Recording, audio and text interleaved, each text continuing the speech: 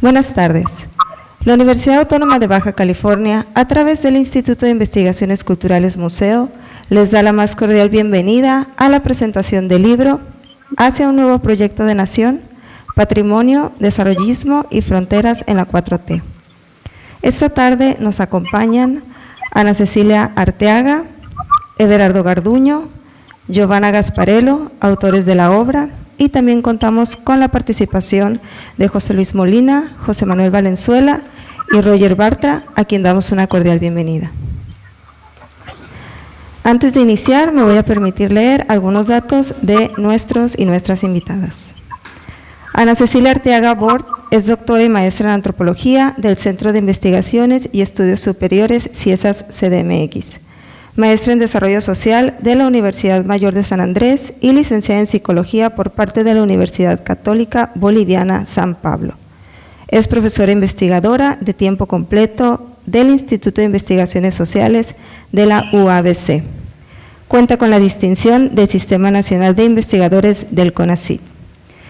Everardo Garduño, sociólogo y doctor en Antropología por la Arizona State University, miembro del Sistema Nacional de Investigadores, por 30 años investigador del Instituto de Investigaciones Culturales Museo de la UABC, de donde se jubiló en 2019.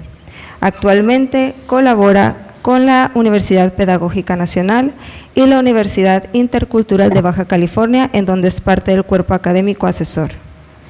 Giovanna Gasparello es doctora en Ciencias Antropológicas por la UAM Iztapalapa, profesora investigadora de la Dirección de Etnología y Antropología Social del Instituto Nacional de Antropología e Historia.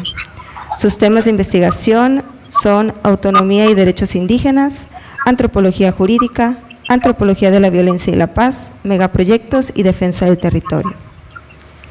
José Luis Molina es académico investigador mexicano, sociólogo y doctor en Ciencias Sociales por el Colegio de la Frontera Norte, el COLEF.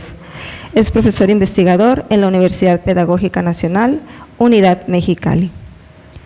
José Manuel Valenzuela es profesor investigador emérito del Colegio de la Frontera Norte e investigador emérito del Sistema Nacional de Investigadores, del CONACYT.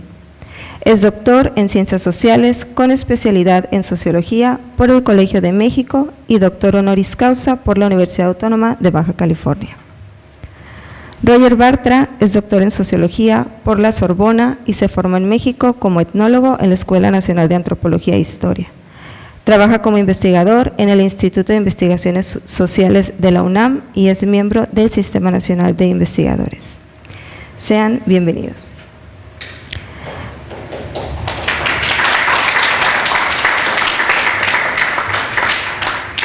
Y para dar inicio a nuestro programa, le cedo la palabra a doctor Everardo Garduño. ¿Qué tal? Buenas tardes, muchas gracias Natalia, muchas gracias por estar aquí. Muchas gracias a los comentaristas de este libro, a nuestros amigos José Manuel Valenzuela, el doctor Roger Bartra y José Luis Molina, ¿no?, que se dieron a la tarea de leer el texto y para comentarlo y darnos su opinión, su punto de vista esta tarde. Quisiera comentar así brevemente cómo surge la idea de este libro, que se remonta al 2020, cuando la doctora Victoria Novello nos convoca a los miembros de la red de antropólogos de las orillas. Es una red que así la denominamos, de antropología de las orillas. Nos convoca a una reunión en Yucatán para responder desde nuestros respectivos campos de estudio, desde nuestras respectivas disciplinas, la pregunta de si en realidad nos estábamos orientando como país hacia un nuevo proyecto de nación o, que respondiéramos a esa pregunta. Era una pregunta y sigue siéndolo una pregunta legítima, considerando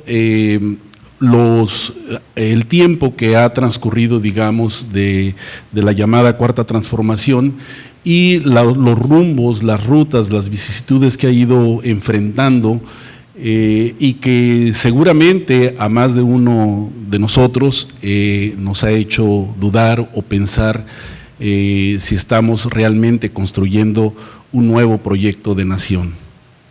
Y nos damos a la tarea entonces de responder a esa pregunta de la doctora Victoria Novello de distintas maneras, en distintas tesituras. Habrá quienes lo hagan de una manera, lo hicieron de una manera mucho más radical, o otros quienes todavía vieron la posibilidad de una posibilidad de redirigir lo que se estaba dando en los primeros meses, en el primer año de esta cuarta transformación. Y bueno, el producto fue este libro, que está dedicado a la memoria de Victoria Novello, porque a los 6 meses aproximadamente, a los 6 meses de esa reunión, la doctora falleció, y entonces nos quedamos con la encomienda de sacar adelante el proyecto la doctora Giovanna Gasparello y su servidor. Y el producto es es un libro con 13 ensayos, 16 autores, porque los 13 ensayos están organizados en 3 capítulos o en 3 apartados diferentes que abordan los temas de patrimonialismo, patrimonio cultural, indigenismo, desarrollo o desarrollismo, ¿no? Acciones que tienen que ver con el desarrollo del país, y lo relativo, la tercera sección, que son las fronteras, el tema de la migración sobre todo, frontera norte y frontera sur. Cada una de las secciones es introducida por distintos autores, por eso es que somos, aun cuando son 13 textos, son 16 autores, porque es introducido por distintos autores. La mayoría somos antropólogos, aunque no era un requisito serlo para estar en el proyecto. Hubo historiadores, hubo economistas, politólogos que también participaron, un lingüista incluso que participó en el proyecto. Y no tampoco era requisito ser parte de la red, aunque sí la mayoría de nosotros somos de la red de antropología en las orillas. Es una red que, les comento brevemente, tiene aproximadamente 12 años de existir, de haber sido fundada por Victoria Novello, por Juan Luis Ariego, colegas que ya fallecieron, se nos adelantaron, pero que dejaron esta red muy activa, muy puesta, digamos, a seguir produciendo como ellos lo estuvieron haciendo en vida. La editorial que nos hizo ahora sí que el favor de publicarnos es Editorial Bajo Tierra, y es una editorial que a mí en lo particular, es un proyecto editorial que a mí en lo particular me parece muy bonito, porque como ellos lo dicen, leo en sus propias palabras, es un proyecto colectivo autónomo, autogestivo y antipatriarcal, que surge de la necesidad y el deseo de provocar el encuentro de diálogos y saberes y de cultivar la desobediencia. Y entonces, bueno, pues ese es este producto que ahora les estamos presentando y sobre el cual van a comentar aquí nuestros colegas. Le daríamos la palabra para empezar al doctor José Luis Molina para que nos ofrezca sus comentarios. Muchas gracias, muy amable. Muy bien, pues muy buenas tardes para todos. Sean bienvenidos a este espacio, que la idea es continuar con un debate que me parece muy necesario sobre lo que está ocurriendo en nuestro país, independientemente de las posiciones que tenga uno con respecto al nuevo proyecto. Creo que es muy importante que lo podamos discutir, y sobre todo de una manera argumentada. Yo les voy a presentar esta ponencia, no se asusten, no es que sea mucho rollo, es que lo imprimí en letra de 20 puntos para poderlo leer, no es tanto realmente. Muy bien, empiezo con esto. En este ensayo presento una serie de comentarios derivados de la lectura del libro Hacia un nuevo proyecto de nación, una muy grata tarea a la que me invitó el doctor Everardo Garduño, a quien agradezco sinceramente su gentileza y consideración. En mi exposición empiezo por plantear un par de características de la obra que me parecen muy afortunadas y que por ello son dignas de recalcar. Luego paso a hacer un comentario muy puntual de cada uno de los trabajos, considerando que son 13, número de mala suerte además, para cerrar con una cita textual de cada uno de los tres comentaristas, bueno, más bien de uno de los tres comentaristas, cuyo comentario a mí me parece que resume por lo menos la sensación que a mí me dejó esta lectura. Cabe mencionar que el libro inicia con una síntesis general del contenido y cada una de las secciones, como bien dijo Everardo, trae a su vez una nota introductoria, lo cual hace considerablemente más fácil su lectura. Ya de entrada ya uno va entendiendo de qué se trata. Y en cuanto al contenido, quiero resaltar el mérito del libro desde dos ángulos distintos. Uno que es muy propio de todos los que están aquí, que es el académico intelectual, y que tiene su base en el mundo de los investigadores profesionales con sus criterios muy particulares de rigor y validez. Y por otra parte, el ángulo político coyuntural, desde el cual los autores en realidad son personas que son ciudadanos de este país, que están directamente interesados e involucrados en su futuro y que por lo tanto con esta obra ejercen su derecho a opinar sobre el mismo, independientemente de las reacciones que haya después del libro.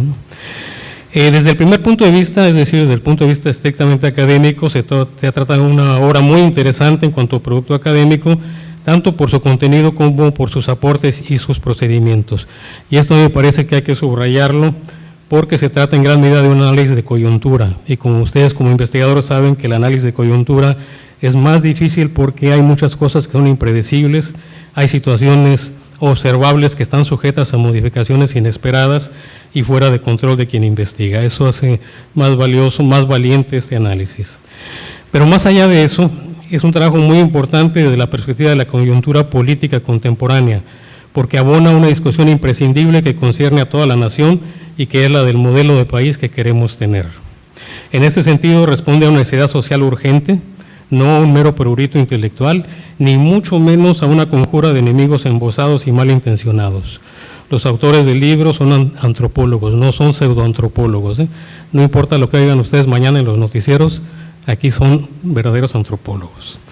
En segundo lugar, quiero destacar la pluralidad que caracteriza esta obra en términos de los autores involucrados, en términos de sus trayectorias particulares, de los procedimientos metodológicos que utilizan, de las disciplinas de las que provienen, de los objetos de estudio que someten a escrutinio, de las temáticas que abordan y finalmente, para que lo entiendan quienes no están de acuerdo con lo que vamos a decir aquí, de las posiciones políticas desde las cuales se elaboran sus indagatorias, porque en eso también varían estos 13 autores, bueno, 16 con los comentaristas.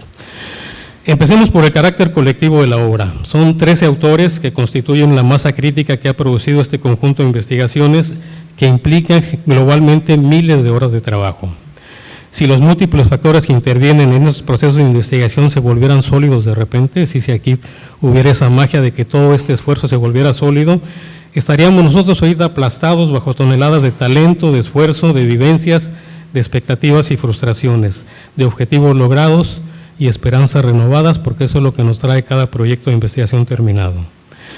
Esto supone a la vez una multiplicidad de trayectorias, tanto académicas como profesionales, políticas y personales, que dan como resultado 13 visiones singulares, únicas e irrepetibles acerca del tema central del trabajo, como es la cuestión de si vamos o no hacia un nuevo proyecto de nación.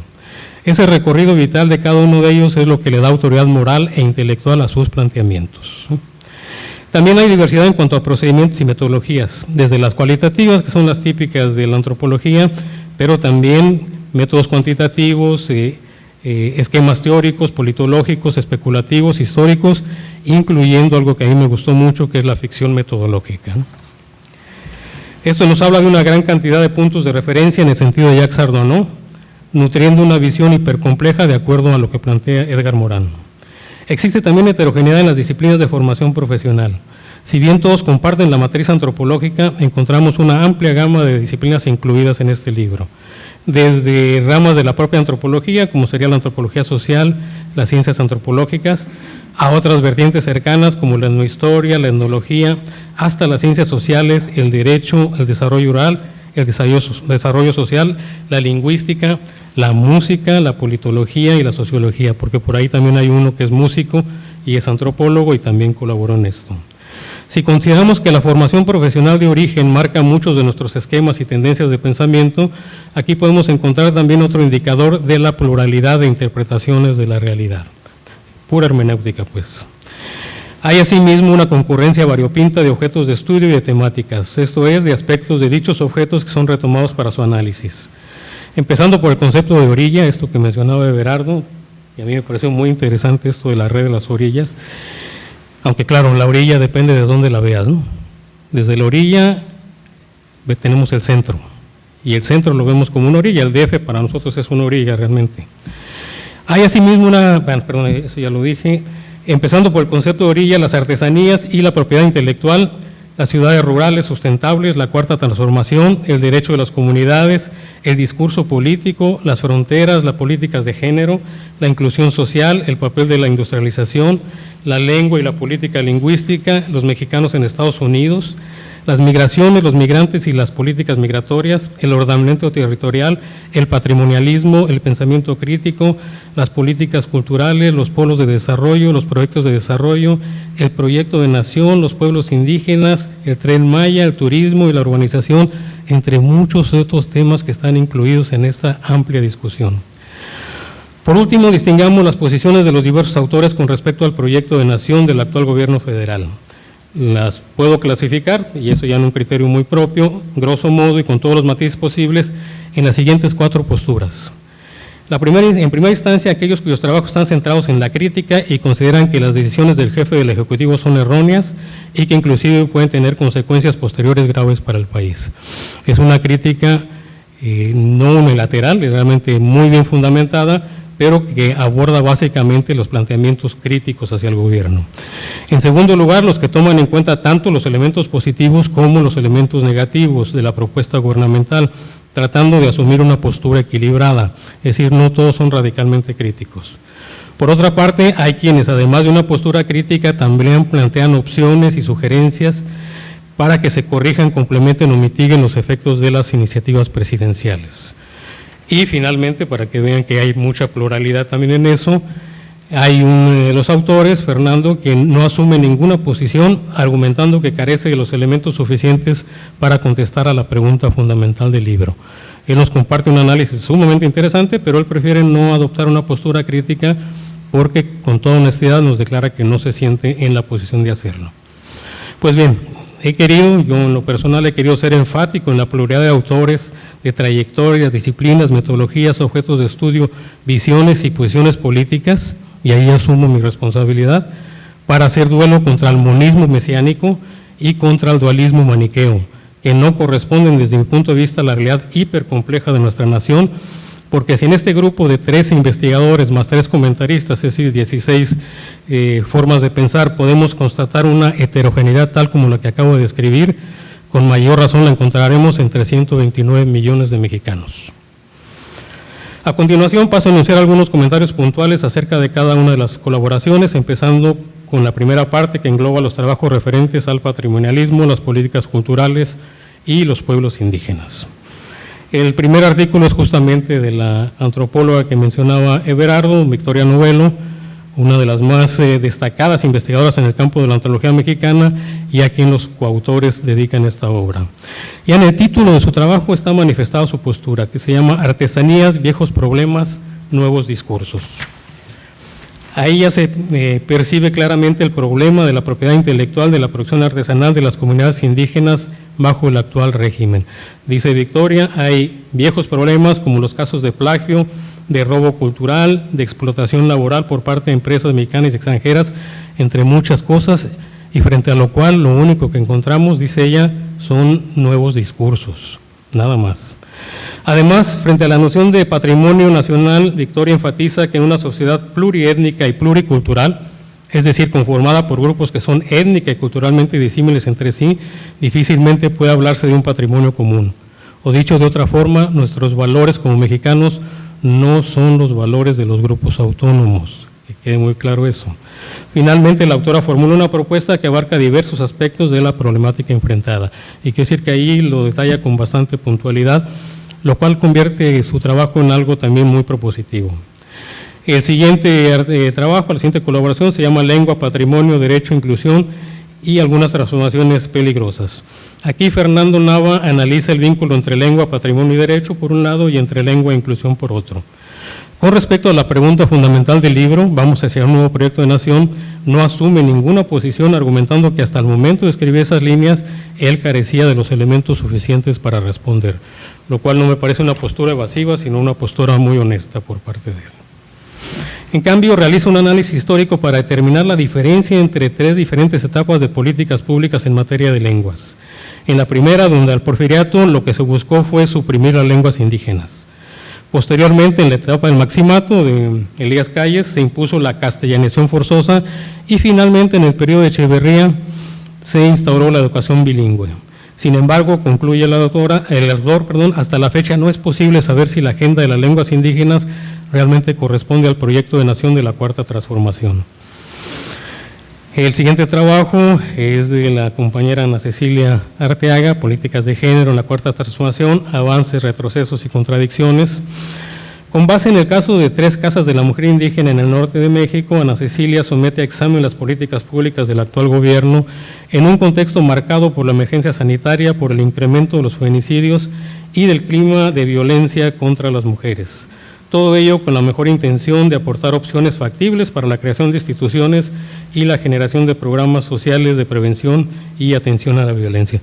Bueno, aquí me faltó decir algo al inicio y quiero pedir perdón a los autores por esta violencia simbólica que es reducir a unas cuantas líneas una obra tan difícil, tan fuerte que hicieron, pero además también por los posibles sesgos en la interpretación, que eso no es culpa mía, sino de la hermenéutica. Allá reclámenle a la hermenéutica, ¿no?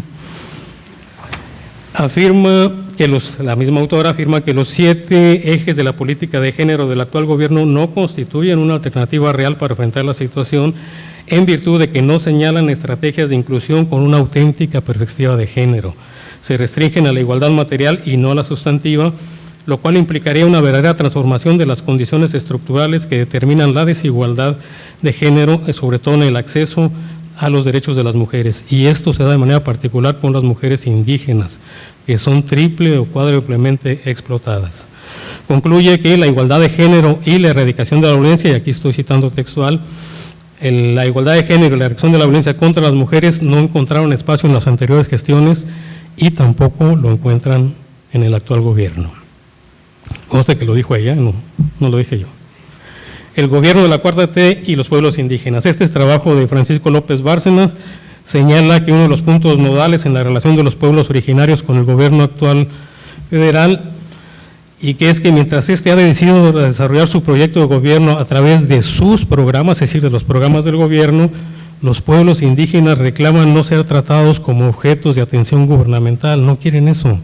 Lo que quieren es ser reconocidos como titulares de derecho para ser ellos mismos quienes diseñen y conduzcan su destino. Una opción que a mí me parece muy legítima. Como ejemplo, la orientación favorable del actual gobierno hacia la propiedad privada se evidencia en el programa Sembrando Vida, dice la autora, que privilegia la participación individual y rechaza a priori los rasgos de colectividad.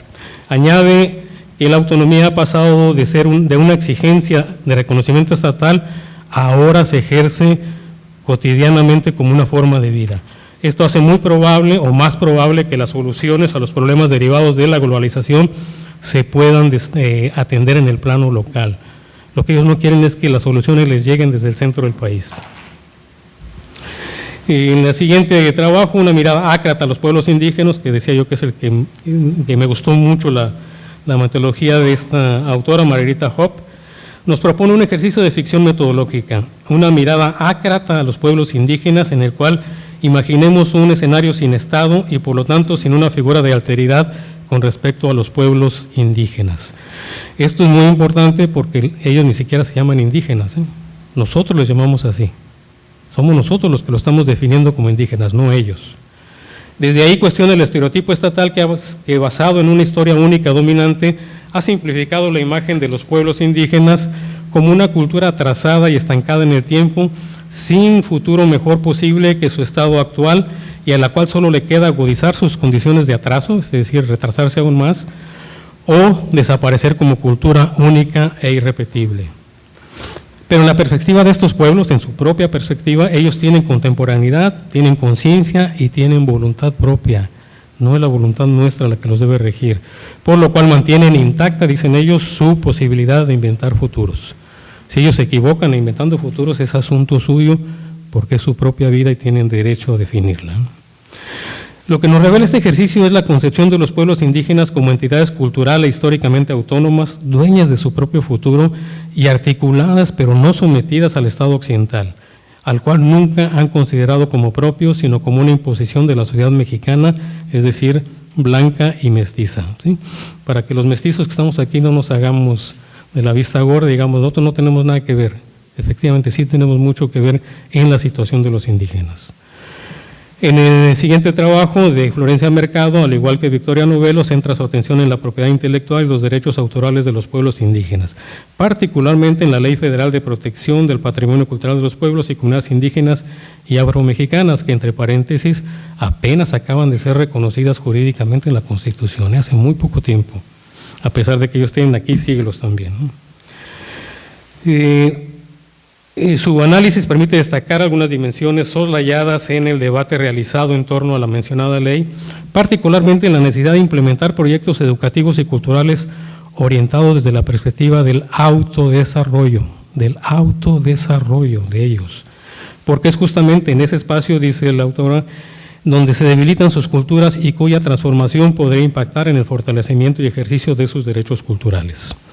Mercado considera como positivo el hecho de que patrimonio cultural indígena y afromexicano no sea calificado como del dominio público, sino que se reconozca expresamente como propiedad de los pueblos que lo producen, es decir, ella le reconoce al gobierno federal actual una medida positiva en este sentido, porque si no, si son de dominio público, entonces cualquiera puede reclamarlas y puede usarlas, ¿no?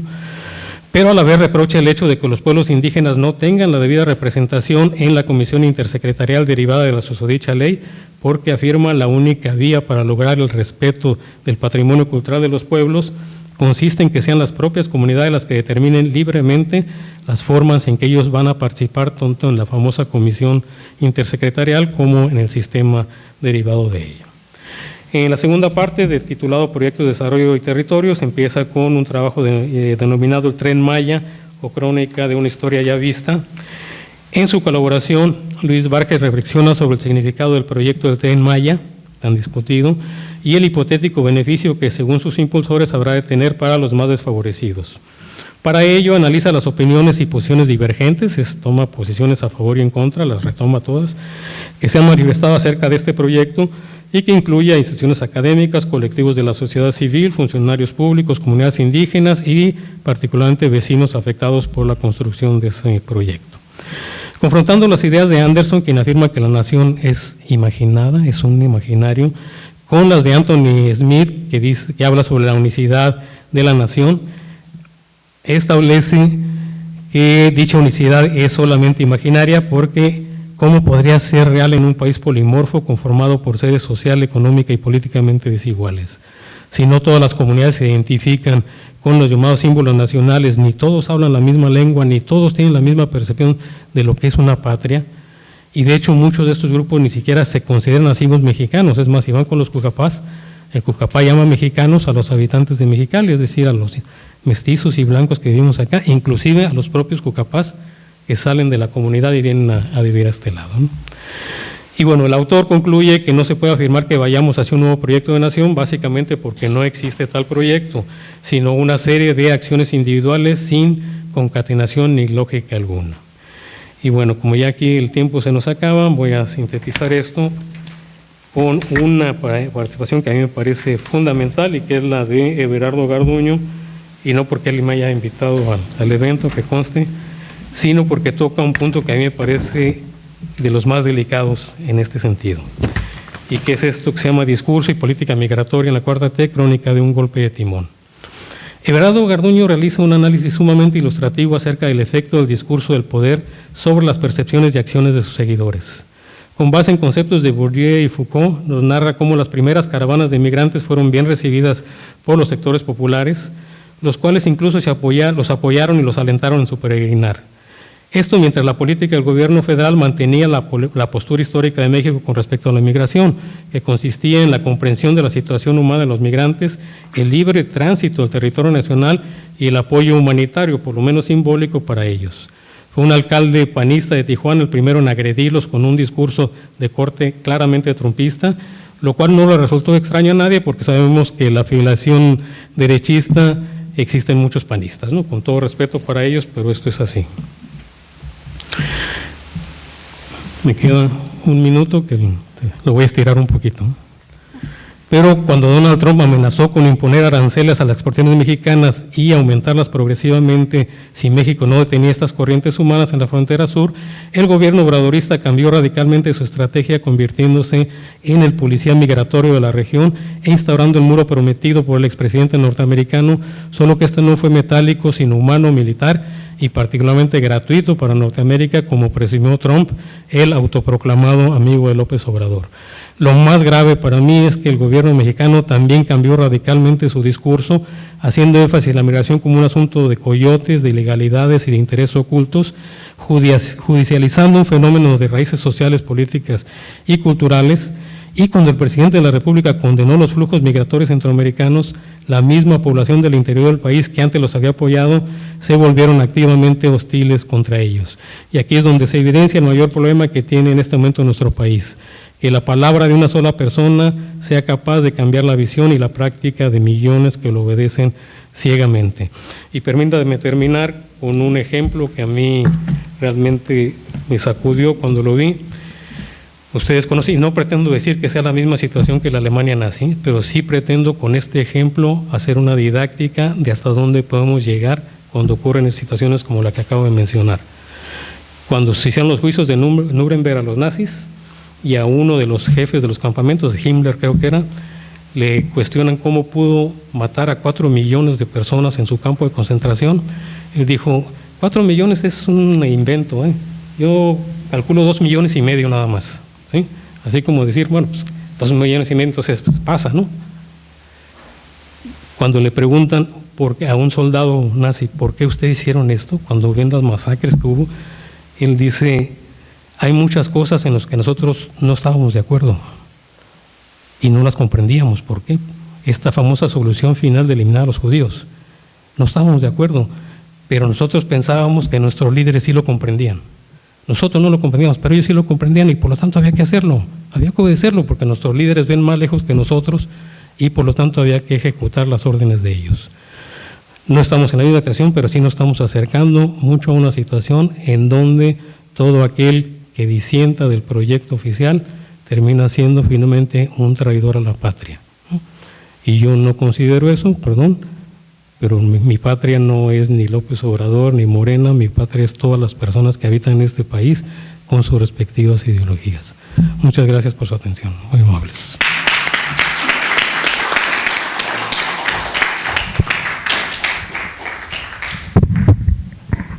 Muchas gracias, José Luis. Bueno, enseguida escucharemos al doctor José Manuel Valenzuela. Yo creo que está sirviendo tu micrófono, José Manuel.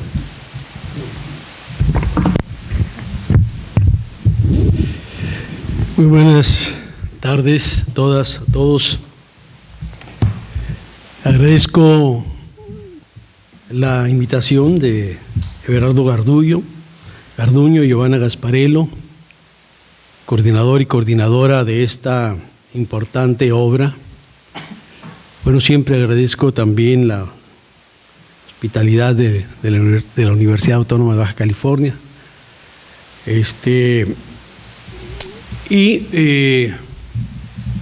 Cristian, muchas gracias como siempre por los apoyos. Y bueno, lo primero que hay que destacar, o que a mí me interesa colocar, es la buena factura de una obra como la que hoy se presenta. Un gran reconocimiento para quienes tuvieron esta iniciativa, quienes desarrollaron este proyecto, y mi recuerdo con mucho cariño a el acompañamiento siempre entrañable de Victoria Novello y Juan Luis Sariego, quienes, como ya dijo Everardo, fallecieron, pero dos voces, dos personas de enorme calidad humana. Entonces, siempre que aparecen obras como las que hoy presentamos, quiero destacar que lo primero que hay que hacer es recomendar su lectura, analizarla, repensar con las y los autores los temas que nos están proponiendo. Es un trabajo que se inscribe, yo creo, en una larga tradición, por lo menos para colocarlo solo del siglo XX a la actualidad. En algún momento se llega a mencionar ese trabajo sañero de Andrés Molina Enríquez en 1909, los grandes problemas nacionales, una obra a veces un tanto farragosa desde un posicionamiento positivista, de cierto darwinismo social, pero que sí logró, digamos, hacer como un gran recuento de lo que serían como los temas, los problemas, los debates urgentes en el país. Y de manera más cercana, tal vez, algunos otros trabajos como La disputa por la nación, de Rolando Cordera y Carlos Tello, un trabajo escrito, se publicó en 1981, en pleno debate, que es el eje de la obra, la discusión sobre neoliberalismo y nacionalismo, que colocan estos autores. Los proyectos neoliberales avanzaban, se iban desdibujando las perspectivas nacionalistas que definieron el proyecto nacional del priismo, y bueno, es un trabajo también que convoca este tipo de reflexiones. Casi al finalizar el milenio, 1996, Carlos Fuentes y otro grupo grande de autoras y autores publicaron Los compromisos con la nación. Nuevamente una reflexión de voces muy diversas, voces plurales, posicionamientos incluso encontrados, de gente con mucha legitimidad y otra no tanto, pero que sí colocan como una mirada panorámica para reflexionar sobre el proyecto de país que queremos construir. Yo creo que en esa perspectiva se ubica el libro Hacia un nuevo proyecto de nación, Patrimonio de Desarrollismo y Fronteras en la Cuarta T. Un trabajo que efectivamente, a pesar, más allá de lo que sería la afinidad en términos de las perspectivas disciplinarias de los autores y las autoras, vemos efectivamente distintas, no solo posicionamientos, reflexiones, apuestas políticas, perspectivas desde las cuales se está pensando incluso la tesitura del libro. Y ahí efectivamente el tema de nación, que como bien se señaló, podríamos repensarlo a partir del trabajo de Benedict Anderson, La comunidad imaginada, donde efectivamente la nación, al final de cuentas, es un concepto que logra sobreponerse en el imaginario de grupos muy diversos de personas. Hay una trampa también en el concepto de nación, en el cual efectivamente se esconden muchas desigualdades de clase, étnicas, del orden racial, de género, etcétera, etcétera. Sin embargo, la nación, esa entidad inacible de la que hablaba José Emilio Pacheco, tiene efectivamente una función también organizadora, una función de reconocimiento. Opera como una suerte de marco intersubjetivo en el cual nos reconocemos una enorme cantidad de personas.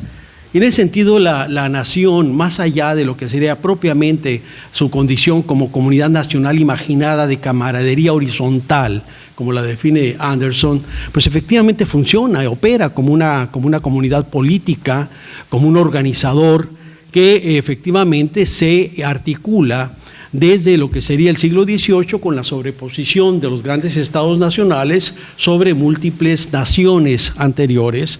En el caso de América, como sabemos, la conquista, la llegada de los europeos, su sobreposición sobre muchas de las comunidades de los pueblos originales de América, va a generar múltiples divisiones, en algunas ocasiones también la desaparición de muchos de estos pueblos y una manera muy desigual de participar en lo que podría ser este nuevo orden de la nación o de las naciones impuestas desde el orden colonial.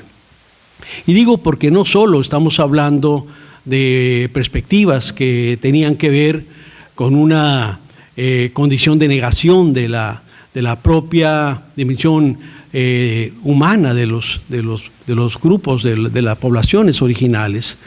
En el gran debate en 1451-52 entre Juan Ginés de Sepúlveda y Fray Bartolomé de las Casas en España, el debate de Ginés, con toda una apuesta aristotélica, que hablaba Aristóteles de pueblos que nacieron para mandar y quienes nacieron para obedecer. Y en este caso la impronta de Juan Ginés, la impronta aristotélica, no únicamente era la negación de los indios, sino también de las mujeres, quienes no formaban parte de los grupos elegidos en esa arca desde el cual se reescribía una historia.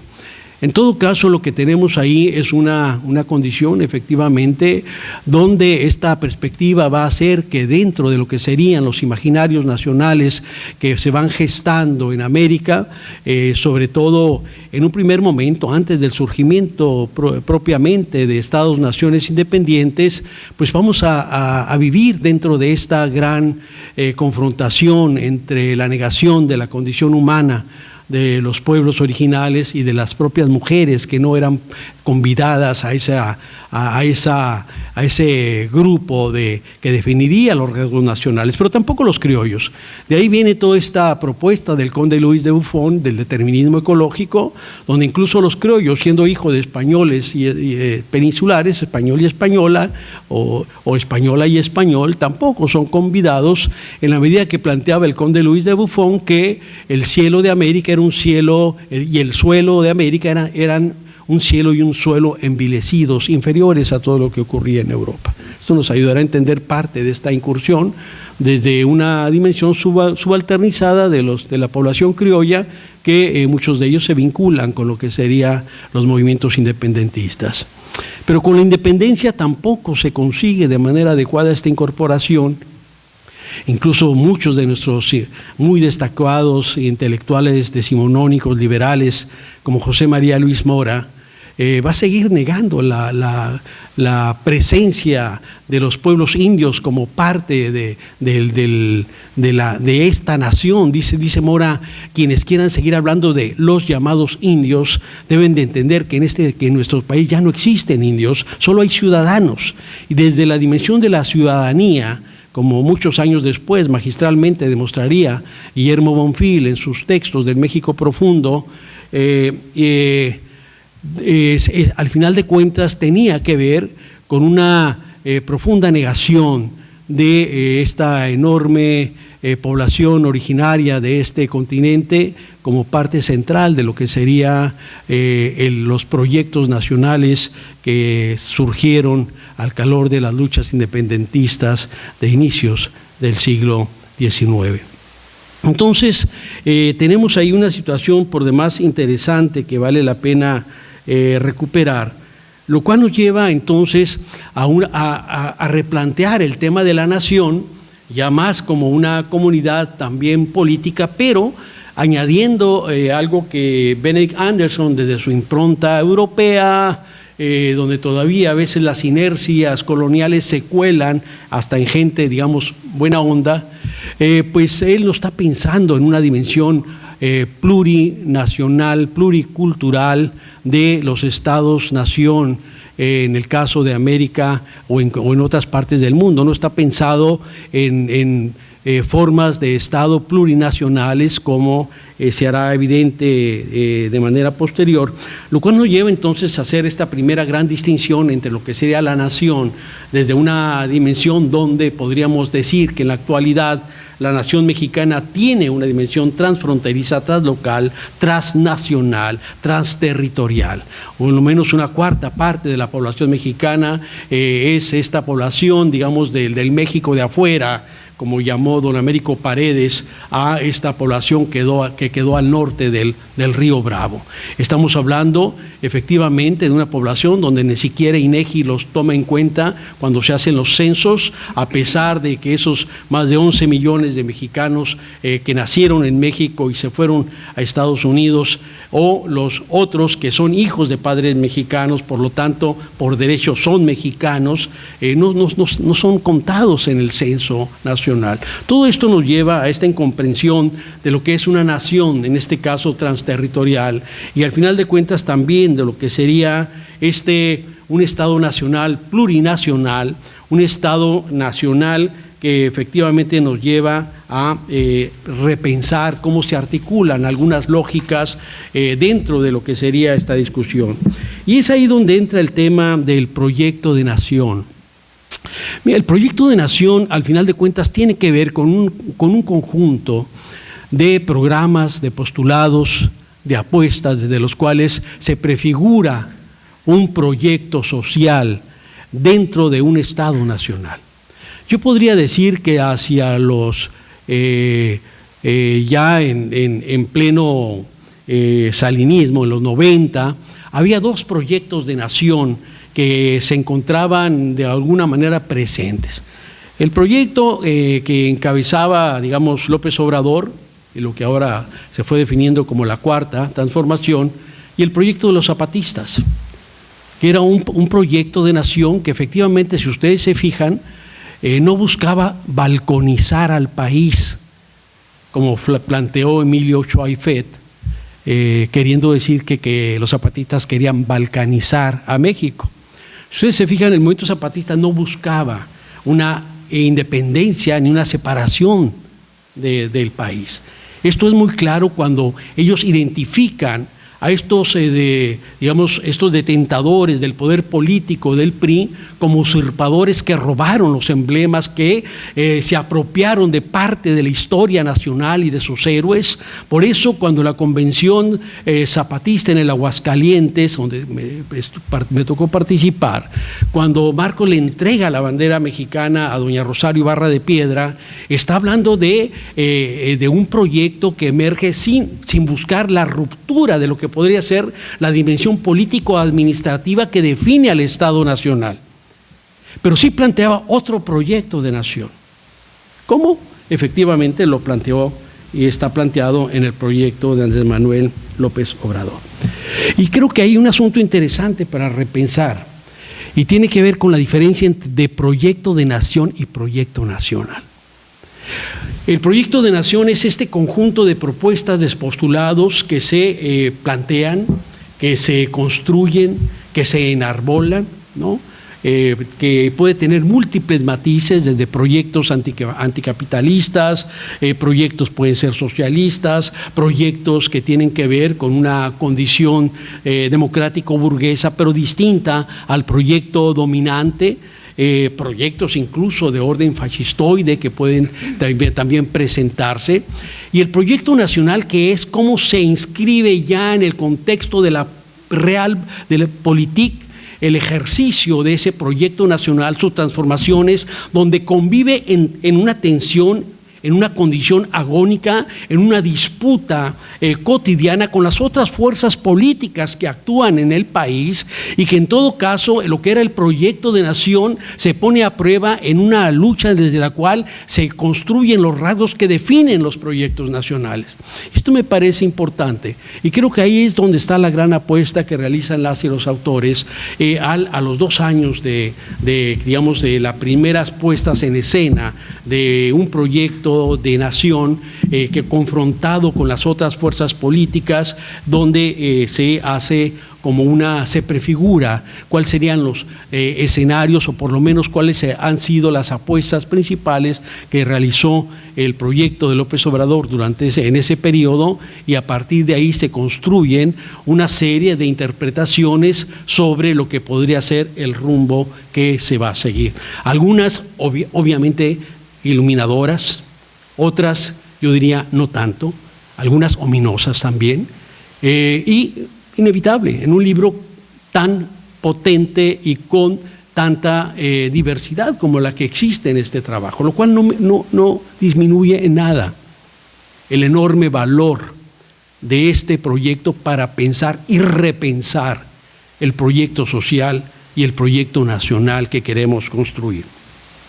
El otro punto que me parece importante tiene que ver con los debates sobre el nacionalismo. Para muchos una suerte de mala palabra, pero yo sí creo que hay que colocar de manera clara lo que es este conjunto de dispositivos políticos desde los cuales se construye lo que sería la apuesta, la defensa, se perfilan los rasgos del proyecto nacional, se defiende, y que en todo caso habría que tener claramente una distinción entre lo que simplemente los nombro. Me acaban de decir que solo me quedan 25 minutos.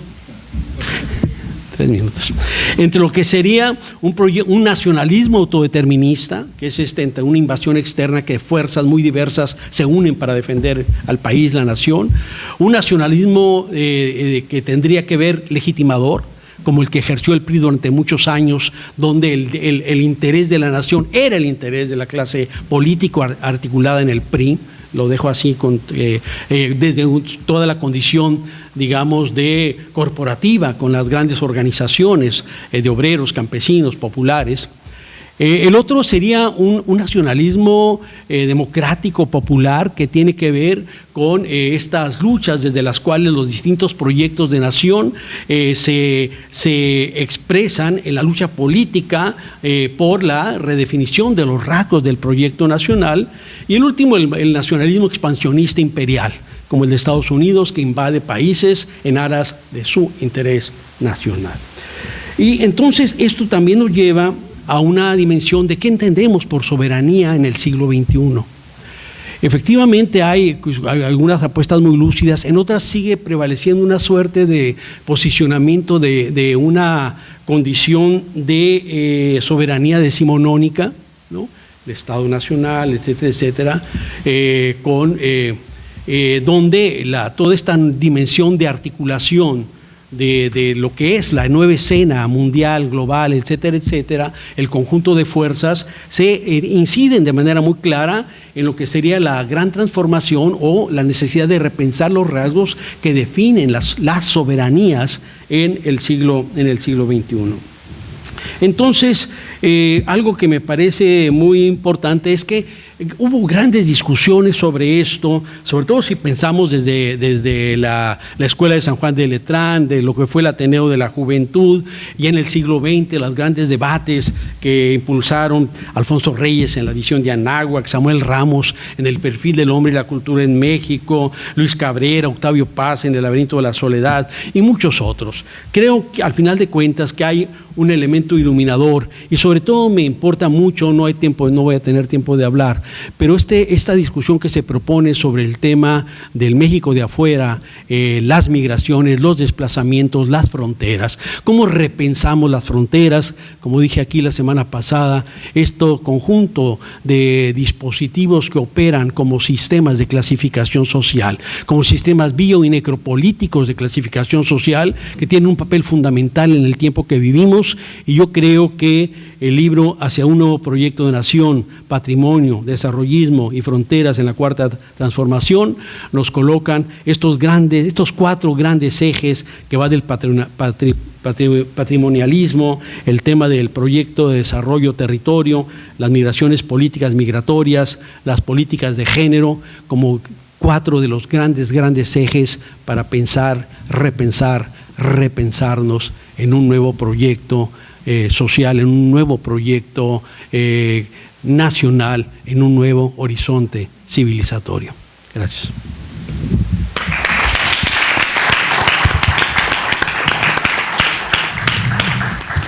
Muchas gracias, José Manuel. Enseguida escucharemos al doctor Roger Bartra. ¿Sí nos escucha, doctor? Sí, cómo no. Adelante, doctor. Pues muchas gracias por la invitación, Everardo. Estoy muy contento de estar con ustedes y debo ante todo decir que para mí ha sido un gran placer leer el libro que han compilado ustedes. Estas son mis reflexiones. Yo voy a seguir un cierto hilo que sin duda va a reflejar mi propia posición crítica ante este problema del proyecto nacional. En febrero de 2020, la antropóloga Vicky Novello convocó a los autores de este libro cuando acaso comenzaba a apagarse su entusiasmo por la llamada Cuarta Transformación. Ella misma aún tenía esperanzas de que el nuevo gobierno aceptase sus propuestas para una nueva ley que protegiese los derechos de los autores colectivos de artesanías, una tarea importante que desde luego no ha sido completada. La ley federal implementada se topa con la realidad de empresas capitalistas voraces y del propio gobierno que manipula el patrimonio cultural de los indígenas para fines nacionalistas de legitimación, como pudo observarse en la escenografía y coreografía hechas por Jesús Rodríguez, una vieja actriz y activista no precisamente indígena, del acto simbólico de toma de posesión del presidente en el Zócalo, poder otorgado supuestamente por indígenas que le entregaron el bastón de mando. La construcción del Tren Maya acabó de destruir la ilusión de que se estaba generando un nuevo proyecto de nación, como se muestra, yo creo, en este libro, o por lo menos en la mayor parte de los ensayos. El libro, a mi juicio, refleja una gran desilusión. Lo que prometió el presidente ese 1 de diciembre, cuando unos indígenas lo invistieron como el nuevo Tlatoani transformador, no se cumplió. Los programas de gobierno no han tenido como preferente a la población indígena, como se anunció. Para los antropólogos que creyeron en la Cuarta Transformación, esto ha sido una gran decepción, sea que lo observen desde las orillas o desde el centro. Lo que estamos viendo es una continuación de una política gubernamental que, como dice Margarita Hope, continúa la vieja patrimonialización y la marchita folclorización de la alteridad. Es la restauración de un indigenismo de Estado. Ella propone mirar la alteridad sin el Estado, lo que me parece que es tan difícil y atractivo como mirar al otro sin el yo. El problema, como señala Florencia Mercado, es que el paradigma nacionalista considera el patrimonio cultural indígena como dominio público. Ana Cecilia Arteaga observa que hay una gran subrepresentación de mujeres indígenas en el gobierno y que ha habido mucha molestia de las feministas por la política del gobierno. Los antropólogos no pueden menos que sorprenderse y alarmarse de que el principal proyecto de infraestructura de la Cuarta Transformación sea el Tren Maya. Y hace extraño que un plan turístico con nombre indígena sea el proyecto central de un gobierno que algunos creyeron que era de izquierda. Para mayor asombro, el eje de los proyectos transformadores se completa con una refinería de petróleo en Dos Bocas, un aeropuerto internacional en una antigua base militar y un corredor comercial transísmico. Nada de eso parece responder a un proyecto avanzado y progresista. Salvo la refinería, que es una procesadora de recursos fósiles no renovables, el resto tiene que ver con sistemas de transporte. No voy a examinar aquí, desde luego, el carácter arcaico de estas propuestas que no parece que se puedan convertir en detonadores del desarrollo socioeconómico. Como lo señala Francisco Zapata en el libro, son un regreso al desarrollismo típico de los años previos a la expansión de la política neoliberal, con inversiones faraónicas que se han logrado gracias a la aplicación de una austeridad brutal y no mediante una reforma fiscal que aumente los impuestos a los sectores más ricos y a las ganancias de los grandes capitales. El proyecto del Tren Maya ha preocupado especialmente a los autores del libro, que se proponen hacer una antropología desde las orillas. La construcción de este tren se inicia con una serie de ceremonias de petición de permiso a la Madre Tierra, comenzando por la que se realizó en Palenque. Desde luego, llama la atención el carácter kitsch, ridículo y demagógico de estas ceremonias supuestamente indígenas. Eso ya parece anunciar la catástrofe que se avecina con la creación de nuevos centros urbanos y la invasión de masas de turistas orientales que se pretende atraer. Tiene razón Luis Vargas cuando afirma que el Tren Maya es producto de un inexistente nuevo proyecto de nación, un espacio imaginario donde, lo cito textualmente, el gran sacerdote de la 4T y sus acólitos dicen que están construyendo un futuro prometedor para los pobres. El estudio de Giovanna Gasparello destaca el hecho de que el Tren Maya es principalmente un proyecto turístico asociado a la creación y articulación de centros urbanos. Considera que este tren en realidad es un proyecto típicamente neoliberal y desarrollista, lo que en la terminología de Marx se llamaría un proceso de acumulación originaria o primitiva de capital, con la consiguiente descampesinización que forzosamente acarrea. Pero el motor de esta acumulación no es la industria, sino las empresas turísticas y el comercio asociado a ellas. El reordenamiento territorial que se propone el proyecto es esencial y tiene razón Gasparello al señalar que es la aplicación de la vieja idea de Redfield sobre el continuum folk urbano montado sobre las ruedas de un ferrocarril turístico. ¿El futuro de los nuevos polos urbanos de desarrollo, se pregunta ella, será como Palenque o como Cancún? Cualquiera que conozca esas ciudades puede comprender que es un futuro poco prometedor y que no tiene nada que ver con un proyecto de nación de izquierda.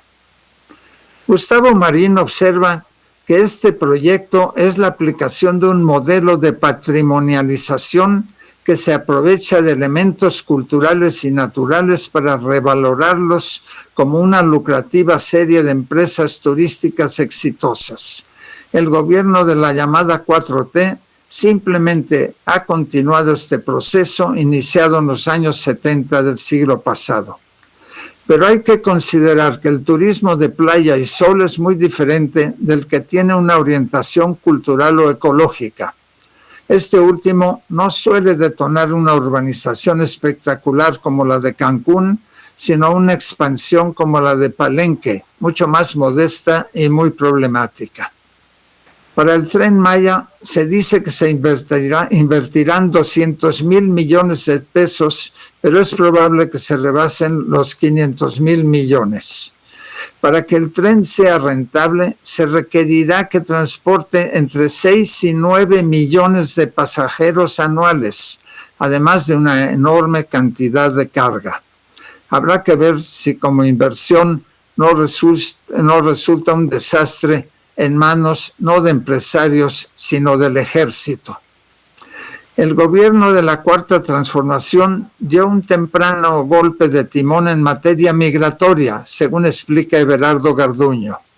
El cambio ocurrió a comienzos de 2019, pocos meses después de instalado el nuevo gobierno.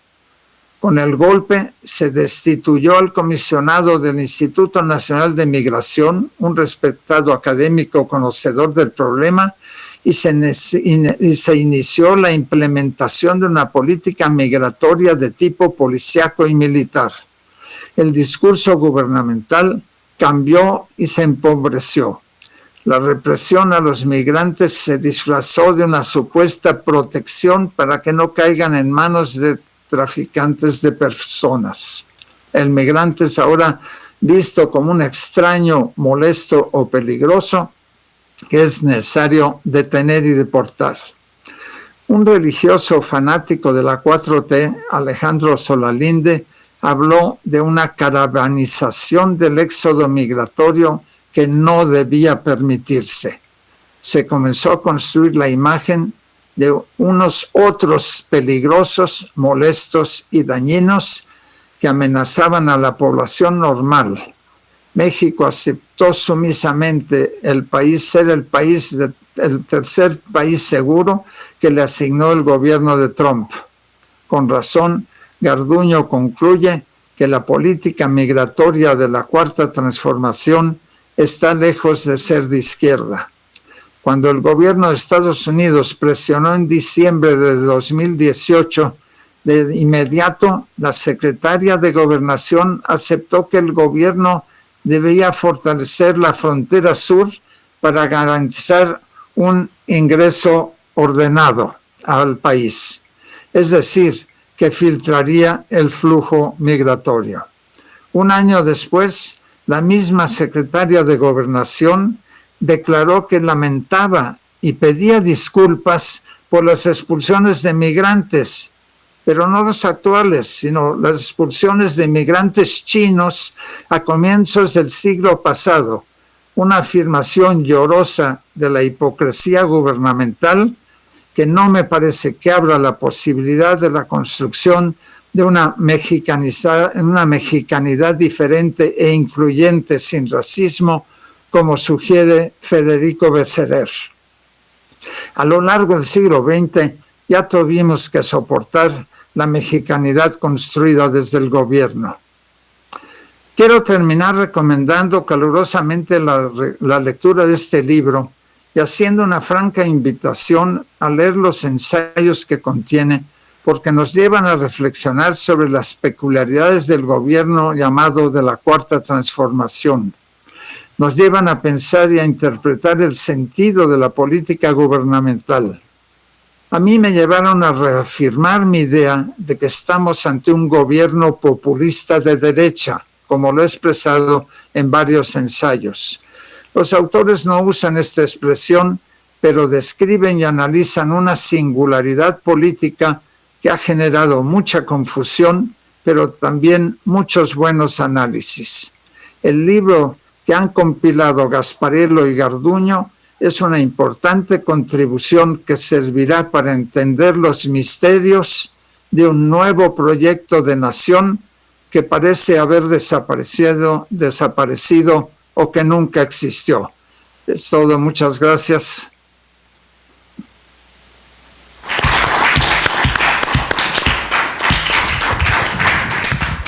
Muchas gracias, doctor, muchas gracias. Bien, enseguida vamos a escuchar a dos de las autoras del libro, una de ellas coordinadora, compiladora de los textos, y Ana Cecilia, autora del trabajo sobre políticas de género. Le voy a dar la palabra a Ana Cecilia primero. Bueno, primero agradecer a Everardo, a Giovanna por su invitación a participar como autora de uno de los capítulos del libro y a la vez unirme a estas presentaciones que se van a hacer en Baja California. Como mencionaba el doctor José Luis, lo que yo hago es analizar los derechos de las mujeres y en particular los derechos de las mujeres que son miembros de los pueblos indígenas, pues es en este marco de la Cuarta Transformación. Entonces analizo el tema de género, clase, etnicidad, o sea, toda esta interseccionalidad, tanto desde el lado de transformaciones positivas, así como contrarrutas del actual momento político. Como mencionaba también el doctor José Luis, pues me enfoco en tres de las CAMIAI, de las casas de la mujer indígena y afrodescendiente de aquí del norte de México, y inevitablemente pues me saltó el tema de violencia de género como algo inevitable, o sea, como algo que sí o sí tendría que analizar, considerando que al día pues hay hay 11 feminicidios en México. O sea, imagínense que cada 2 horas y media ocurre un feminicidio, ¿no? Entonces, inicio el capítulo con la reflexión sobre el impacto de las 2 pandemias en México, la de la violencia e inseguridad, pues que es histórica, y la crisis generada por el COVID-19. Y es así que esto trazo las historias de muertes violentas de mujeres y el inicio de la guerra contra el narcotráfico, hasta la idea de estos máximos históricos en los feminicidios, como en los años del 2016, el 2019, que ya corresponde al contexto de la cuarta T. O sea, de hecho, en el último año se pasó de 10 feminicidios diarios a 11 feminicidios. Posteriormente también veo todo el tema del recrudecimiento a nivel nacional de las violencias contra las mujeres en el marco del aislamiento social debido a la pandemia del COVID-19. Y algo que hago en el capítulo es ver cómo estos cambios positivos, por ejemplo, toda una revisión de normativas y documentos centrales para la transversalización del enfoque de género. No voy a mencionar los documentos para que más bien revisen todo el libro y el capítulo, pero por ejemplo toda esta reforma, varios artículos de la Constitución mexicana en materia de paridad de género, ¿no? Por ejemplo, es todo que 40% de las secretarías estén encabezadas por mujeres y que también en ambas cámaras del Congreso de la Unión existan condiciones de paridad. Sin embargo, pues todos estos cambios medulares podrían favorecer logros reales para las políticas públicas y los programas enfocados en la igualdad entre mujeres y hombres, pero lo que voy desarrollando en un tercer apartado es que no existen propuestas transformadoras que abonen a la construcción de una agenda de género, pero desde esta mirada de la perspectiva cultural, ¿no? De hecho, por ejemplo, empiezo a analizar las contrarrutas, por ejemplo, la reducción de presupuestos a los refugios para víctimas de violencia de género, también la reducción presupuestal de un 75% al INMujeres, la reducción de presupuesto a las casas de la mujer indígena y afromexicanas, como les comento, pues presento en este capítulo como unos primeros hallazgos, porque es un proyecto que estoy iniciando. Y paradójicamente, por ejemplo, hablando de las CAMIAI, esta reducción se da cuando las mujeres tienen que acompañar con mayor razón el tema de la violencia de género, porque hay un incremento en el contexto de la pandemia. Entonces, ¿qué pasa con las CAMIAI? Por ejemplo, es que las mujeres empiezan a atender por su cuenta, o sea, con sus propios recursos, el tema de la violencia de género, e incluso lo que me comentaban es que empiezan a buscar apoyo más allá de este apoyo dado por el gobierno. Yo voy a cerrar ya con ciertos elementos centrales que creo que este capítulo y el libro también pues apunta. Yo creo que contemplando pues esta interseccionalidad de las violencias, pues urge la atención por parte del Estado mexicano de la violencia de género, o sea, de los obstáculos en el acceso a la justicia con perspectiva de género, de la ausencia de estrategias para el empoderamiento económico, laboral, educativo de mujeres de bajos ingresos, rurales, indígenas, con discapacidad, migrantes, solicitantes de asilo y refugiadas. O sea, el tema de la interseccionalidad debería ser algo central en esta elaboración de políticas públicas. En lugar de eliminar en los programas, las instituciones o las organizaciones por posibles actos de corrupción, pues más bien se debería implementar estrategias para transparentar el uso de recursos y superar sus debilidades, y para llevar a la práctica la transversalización de la perspectiva de género, que dé contención a las 2 pandemias que les comentaba. Pues se demanda el apoyo con recursos, presupuestos orientados a crear y fortalecer las instituciones y programas sociales ya existentes, ¿no? Entonces, por último, les voy a comentar que pues yo soy boliviana y mi tesis de doctorado la hice sobre el Estado plurinacional allá en Bolivia, y siento que que estoy volviendo a vivir la misma historia aquí en México, con las mismas polarizaciones, ¿no? Entonces yo creo que la invitación del libro, del capítulo, es que tenemos que complejizar en torno a los avances y posibles retrocesos de los momentos políticos que se están viviendo en América Latina, principalmente para evitar visiones binarias y maniqueas, ¿no? Entonces eso sería todo y muchísimas gracias.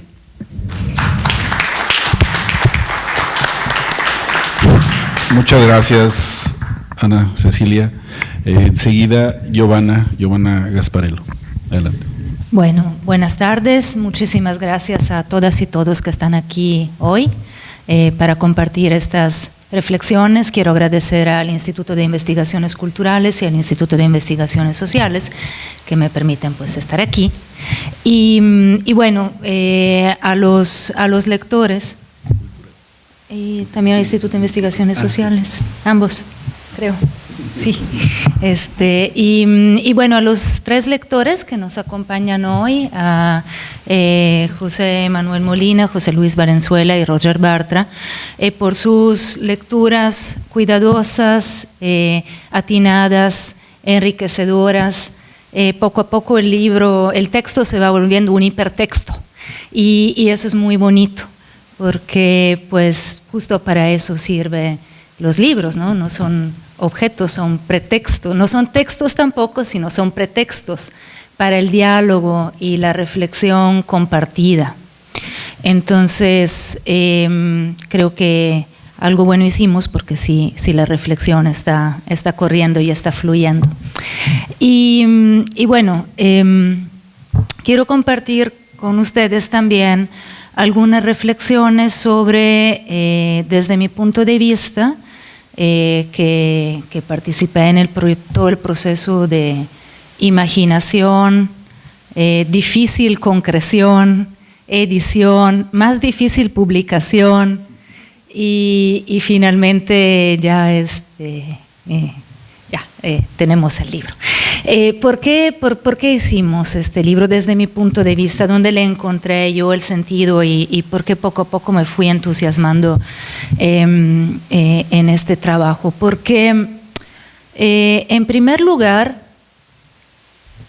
sí es un libro que habla desde la coyuntura, es decir, que trata de entender y de reflexionar sobre lo que estamos viviendo en la marcha, ¿no? En la última presentación que hicimos en la Ciudad de México, Everardo dijo algo que me pareció muy ejemplificativo de eso, ¿no? Everardo dijo, bueno, yo en realidad suelo hacer investigación sobre otros temas, estudio los pueblos indígenas del norte de México, pero en su momento vi la necesidad y la urgencia de estudiar, dar cuenta, tratar de explicar un proceso que es el de la transformación del discurso y de las políticas migratorias en un tiempo definido para tratar de entender qué estaba pasando, ¿no? Entonces, ese es un primer elemento que yo destacaría de este trabajo, es decir,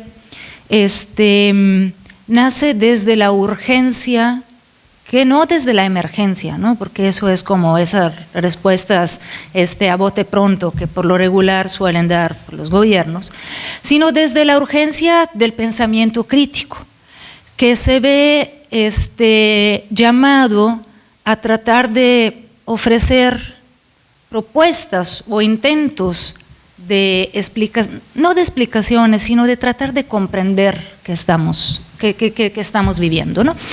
Entonces, desde el espacio que ocupamos como académicas y académicos, y desde esa, digamos, y desde el asumir que como académicas y académicos, pues estamos llamados a producir pensamiento, pero no cualquier tipo de pensamiento crítico, que sirva justo para responder a estas urgencias de comprensión de la realidad. Nos sumamos a tratar de responder a esta pregunta, si estamos frente a un nuevo proyecto de nación. Y aquí quiero hacer pues hincapié justo sobre esta necesidad de producir pensamiento crítico en un contexto justo, el del actual gobierno, que no pierde ocasión para denostar el trabajo académico, entre otras cosas. Entonces, los abajo firmantes, los académicos fifís, los que le falta el baño de pueblo, etcétera, etcétera, etcétera, ¿no?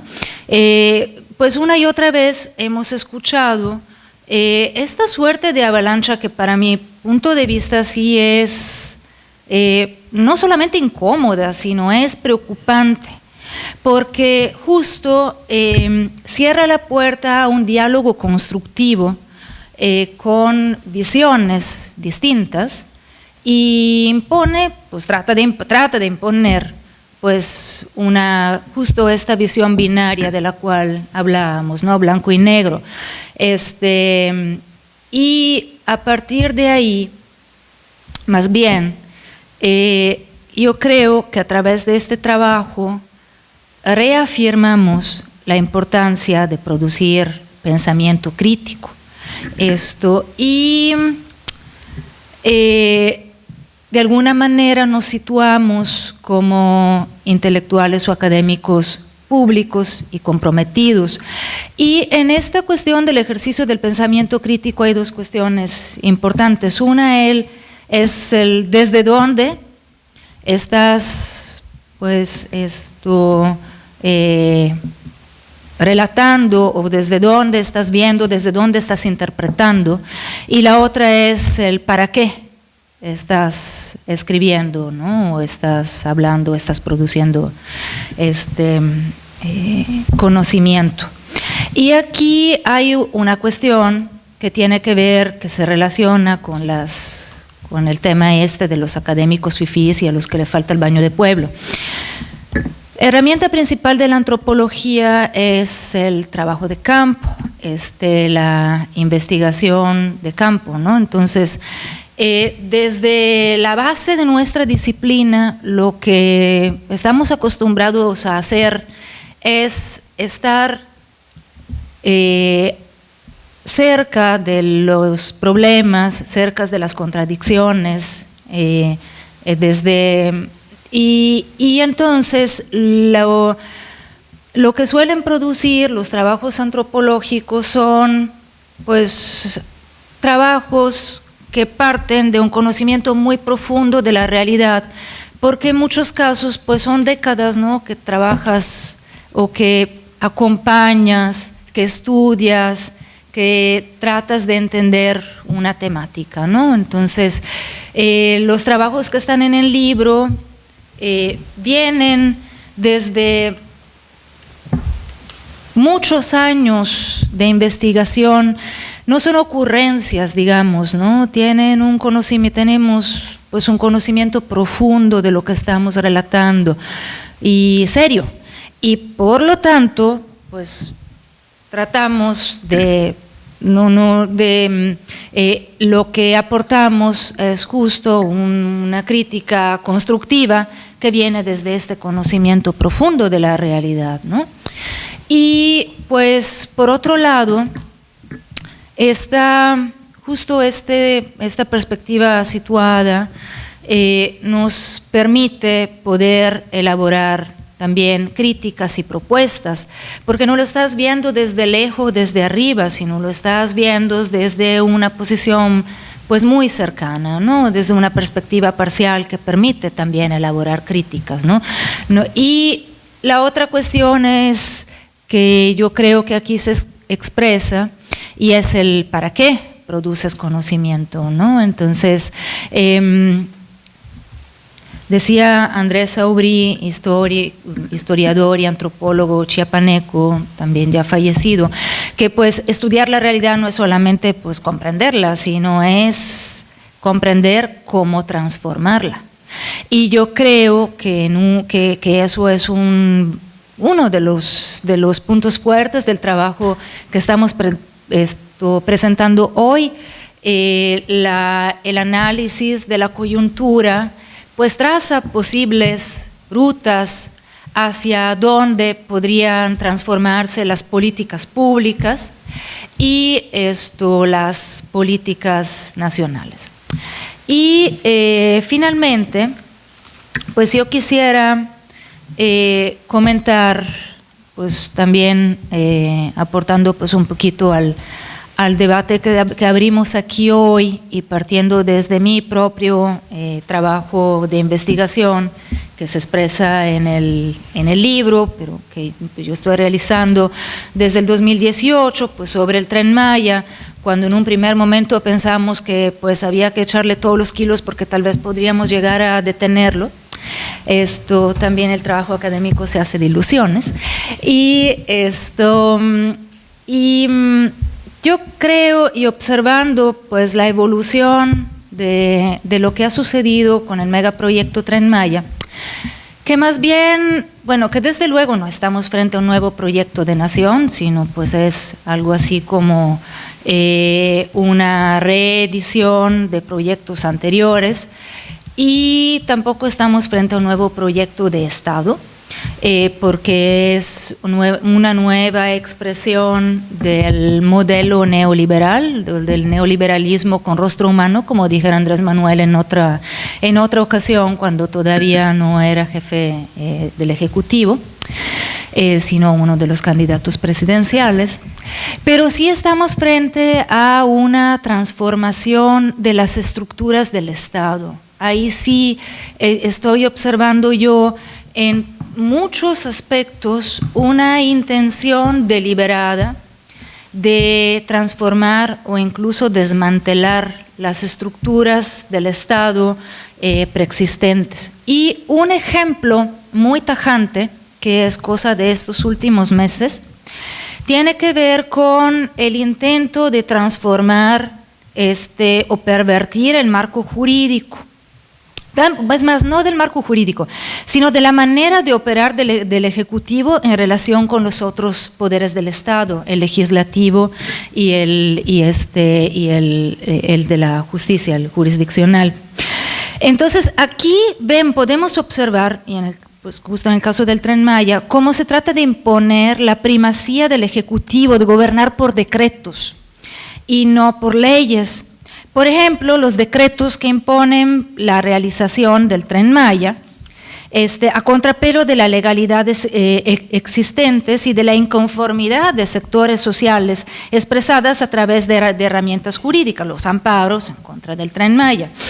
Y entonces, en el 2001 hubo el decreto que exime a los megaproyectos o proyectos prioritarios, como son definidos, de presentar manifestaciones de impacto ambiental antes de iniciar las obras. O sea, pueden iniciar las obras y tienen un año de tiempo para presentar la manifestación de impacto ambiental.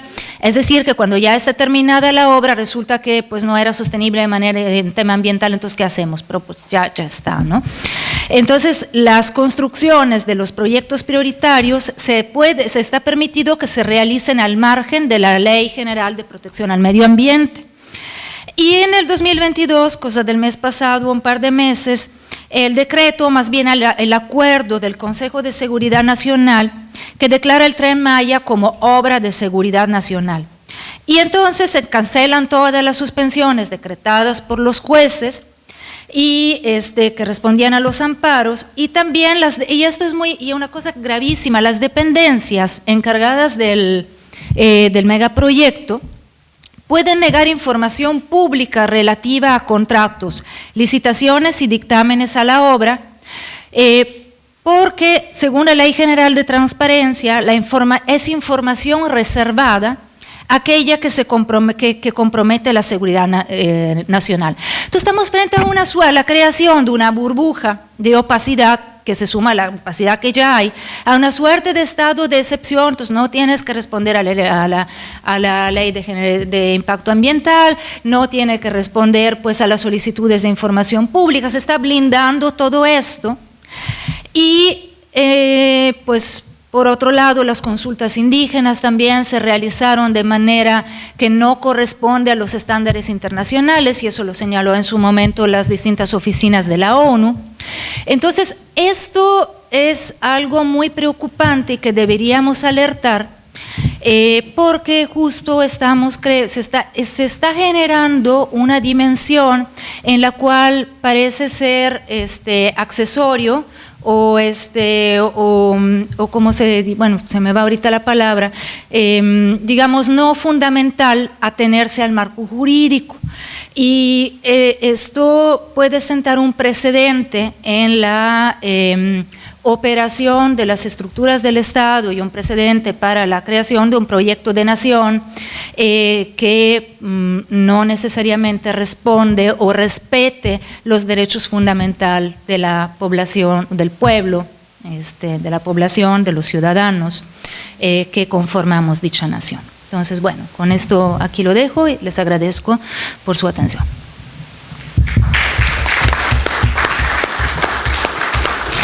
Muchas gracias, Giovanna. Bien, pues enseguida tenemos unos poquitos minutos para preguntas, comentarios, algo quieran ustedes externar, con gusto lo escuchamos. ¿Quién dice yo? ¿Alguna pregunta, comentario? ¿Cuándo se acuerdan de violín? Ahí está. A la derecha. Sí, si no hay ningún. Sí. Sí, adelante. Me parece interesante la forma como el doctor Molina describe lo de los indígenas, pueblos indígenas y derechos indígenas. Yo soy descendiente indígena, usted lo sabe, señor Arduino. Quisiera preguntarles a ustedes como críticos razonados, la crítica, ¿cómo ven ustedes ahora con esa nueva modalidad que se le ha dado a los pueblos indígenas, como que quisieron tenerlos en cuenta, ¿no? Levantarlos, sacarlos a la luz? Con todo ese movimiento que se le da. Yo tengo 3 años participando en el plan de desarrollos indígenas, pero no se sale de lo mismo, estamos igual que siempre. ¿Cómo ven ustedes? ¿Está mejor para el indígena este movimiento o es como un circo?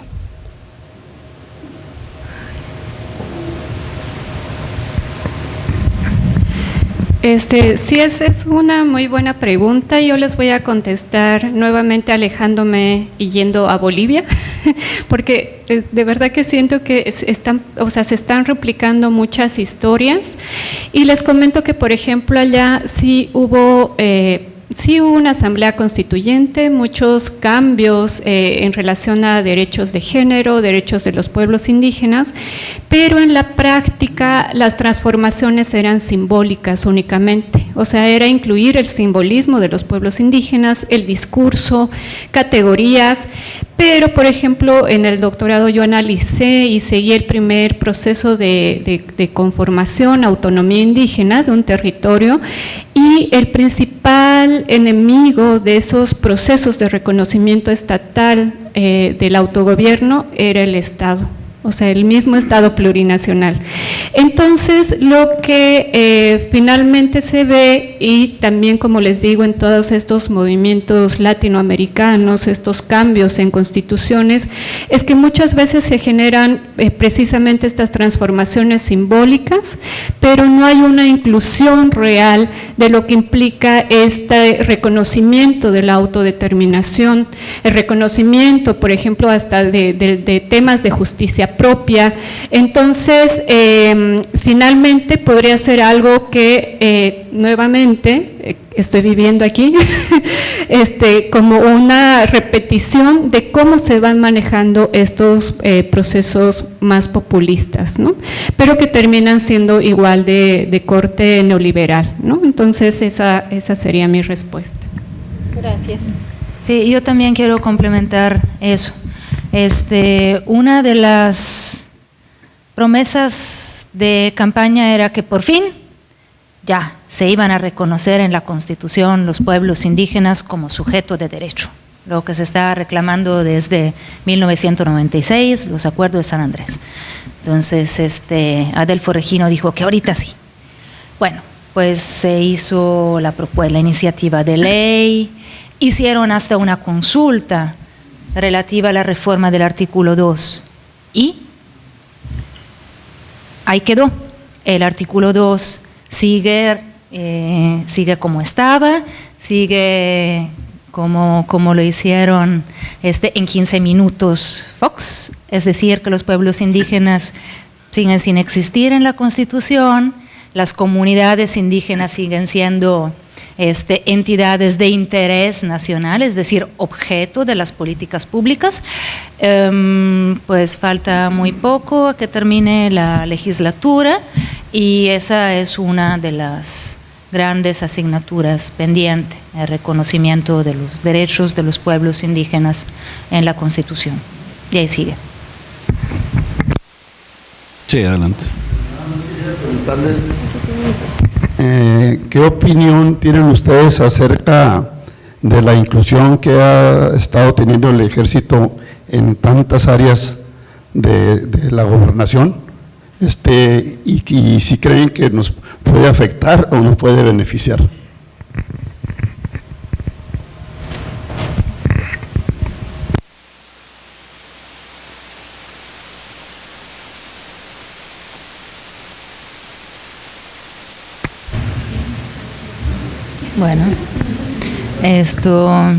Bueno, mi opinión personal es que claramente pues es una situación muy preocupante. Nuevamente lo veo desde mi tema de investigación, que es el Tren Maya, en el cual pues se han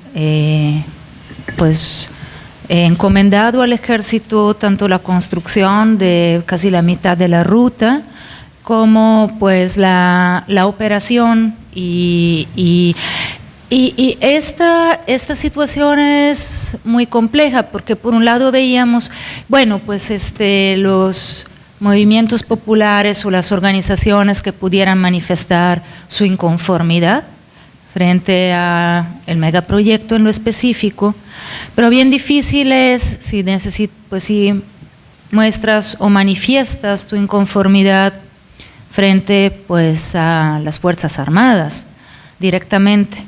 Esto se vuelve pues como más algo como un deterrente, ¿no? Muy importante. Es una manifestación de fuerza, es una manifestación de agresividad y también vemos que es muy preocupante eso porque a pesar de que el Estado actual está tratando de construir una imagen de las Fuerzas Armadas muy cercanas al pueblo, hay toda una serie de videos del Instituto Nacional de Antropología e Historia con el ejército en las zonas arqueológicas, entonces que protegen el patrimonio y que son parte de las tradiciones mexicanas, etcétera, etcétera.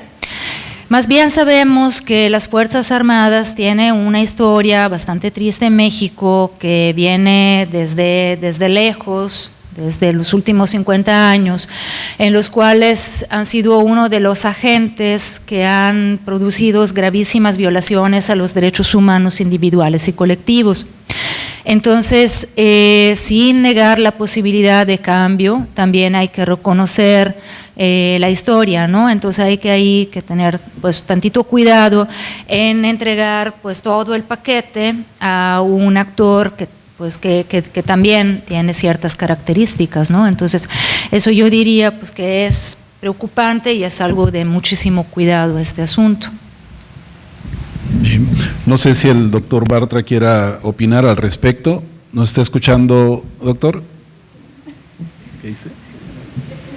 ¿No? Sí, le escucho bien. Yo estoy completamente de acuerdo con lo que acaba de expresar Giovanna Gasparello. Yo en repetidas ocasiones he sido un crítico de la militarización del país y ese es, yo creo, no solo un problema en relación al Tren Maya, sino es una problemática escandalosa y peligrosa a escala nacional. Así que yo creo que ahí, en el caso del Tren Maya, tenemos, digamos, una prueba concreta y que ha sido seguida, investigada, que ha generado protestas de grupos indígenas en la región. Tenemos la prueba concreta de que esta es una política realmente reaccionaria, neoliberal, aplicada, como han dicho ustedes mismos, es el neoliberalismo de los años 70, el desarrollismo traído supuestamente por un gobierno de izquierda que en realidad es un gobierno reaccionario. Muy bien, muchas gracias, doctor. Bueno, sí, adelante, José Luis. Bueno, ¿sí? Si me permite regresar un paso atrás para comentar algo de lo que comentaba la compañera. Esta idea de la inclusión de los indígenas es muy antigua, tiene 500 años. El primer modelo de dominación de los españoles no implicaba incorporarlos totalmente a la cultura española. De hecho, si ganaron tantos adeptos entre tlaxcaltecas, yacoluas y todos ellos frente a los mexicas, fue básicamente porque la propuesta original de los españoles, de los conquistadores, fue que se iba a respetar a todas las comunidades indígenas en sus propios derechos. Digamos que era un sistema despótico tributario parecido al de los mexicas. Los mexicas lo que hacían era respetar las creencias religiosas, la organización política, las costumbres de sus pueblos, y simplemente les exigían una serie de tributos, que los apoyaran en la guerra, que les dieran comida cuando ellos iban en campaña militar, ¿sí? Pero fuera de eso, todo lo demás era autónomo por parte de los pueblos indígenas. Se suponía, yo lo esperaba por lo menos, que con este nuevo gobierno finalmente, después de 500 años, se cristalizara esa opción de no tratarlos como si fueran dependientes, ni retrasados mentales, ni subdesarrollados, sino como culturas distintas a la nuestra, que eso existe en todo el mundo. En Japón están los Ainus, por ejemplo, que son una cultura distinta y que sufren algo muy parecido, ¿no? Finalmente la corona española decidió cambiar eso y decidió integrarlos, y a partir de ese momento ya los indígenas representaron más bien como un lastre para la sociedad occidental. Y lo que yo encontré en el libro fue el reclamo de decir: no, señores, nosotros no somos ni siquiera igual que ustedes, no es que quieran vivir aparte, no es que quieran ser completamente independientes, sino es que quieren estar articulados, pero en una lógica de respeto a sus propias decisiones de futuro. Si lo hacen bien o mal, es cuestión de ellos, como de cada una de las personas que deciden por sí mismos, ¿no? Muchas gracias. Bueno, sí. Y finalmente también sumando al tema de este análisis sobre la militarización, igual yo coincido, y desde el enfoque de género hay muchos estudios desde antropólogas feministas en México y Colombia que develan cómo estas situaciones de mayor militarización generan mayor cantidad de feminicidios y de violencia de género. De hecho, hay el seguimiento de varios casos de mujeres indígenas que han sido violadas y asesinadas por militares precisamente por esta línea tan difícil de definir entre lo que es el crimen organizado y el tema de la militarización, y también central considerar pues qué pasó desde la guerra contra el narcotráfico, ¿no? O sea, cómo empieza todo el tema de violencia en general, pero siempre el cuerpo de la mujer queda al centro en cada crisis, ¿no? Entonces, creo que definitivamente el tema de la militarización, o sea, coincido de que no es un elemento positivo. Bien, adelante, José Manuel.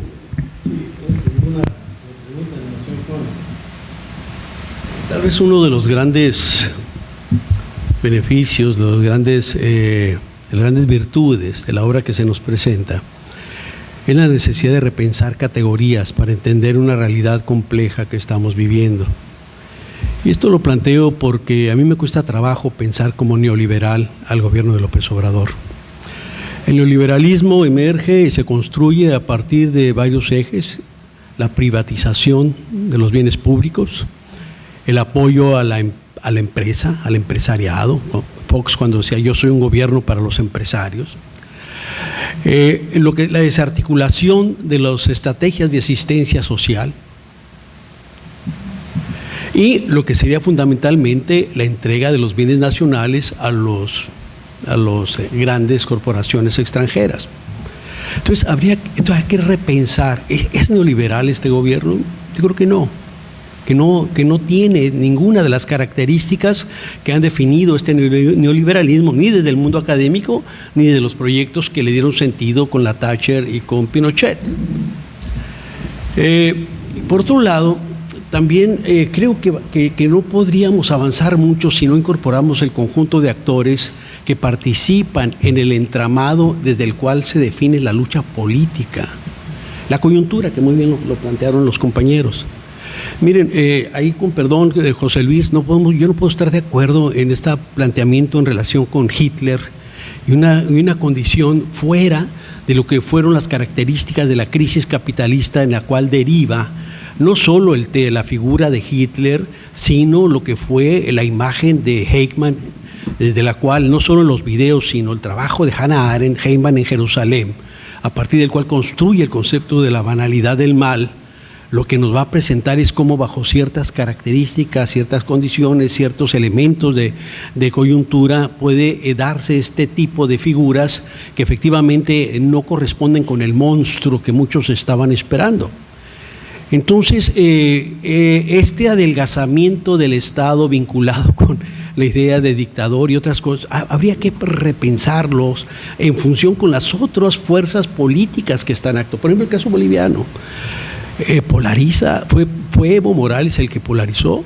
Si nosotros pensamos la media luna, Panda, Beni, Santa Cruz, discursos racistas, de odio, de violencia contra los campesinos, de expropiación de sus tierras, de despojo, de no reconocimiento de los derechos de los indios.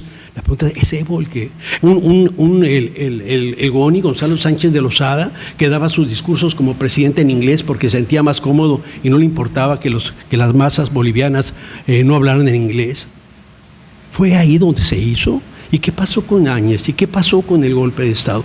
Entonces, yo creo que tenemos que hacer como evaluaciones, y es la sugerencia, a partir de categorías que nos lleven a repensar estas cosas, porque no se puede ser el dictador al mismo tiempo, y yo sí estoy de acuerdo. Por ejemplo, yo tengo una posición muy contraria a la participación del ejército en el asunto de la seguridad pública, pero por otro lado hay que reconocer que no ha sido la Guardia Nacional la perpetradora de los actos de violencia y masacres como las que vivimos en los más 260,000 asesinatos con Calderón y Peña Nieto.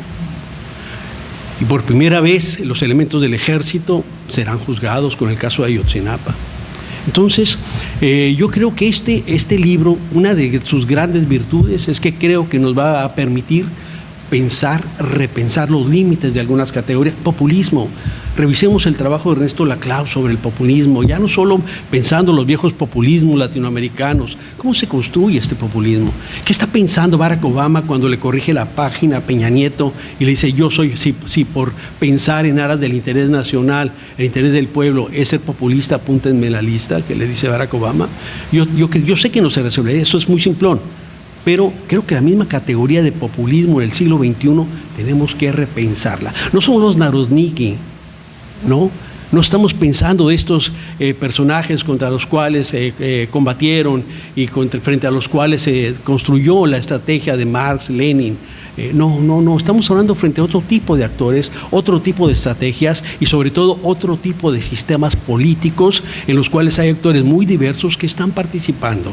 Entonces, yo no quiero, digamos, avanzar en esto, no sería aquí el momento, pero sí quiero agradecer enormemente a las y los autores, particularmente a los coordinadores, por presentarnos una obra de muy buena factura que nos va a ayudar a avanzar, a repensar si las categorías que usualmente utilizamos son las que describen el mundo que estamos viviendo.